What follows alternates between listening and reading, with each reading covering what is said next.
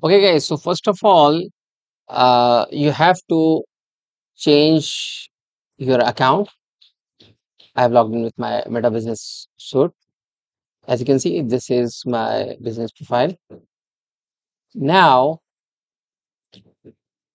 in the left side, you have different kind of options. Just go to the business portfolio information or the info. As you can see, this is the business portfolio info. Just click on this one. When you click this one, you will have the page. Wait for a few seconds. Now, as you can see, you have the page.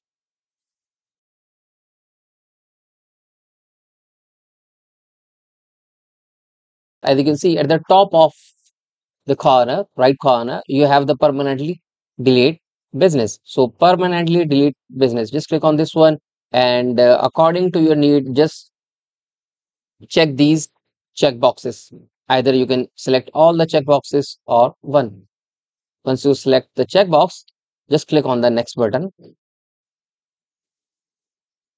When you click on the next button, it will ask you the password.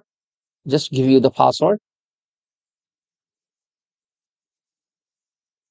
and click on the next button, or hit the enter or click on the next button. Okay, so now as you can see, you have successfully deleted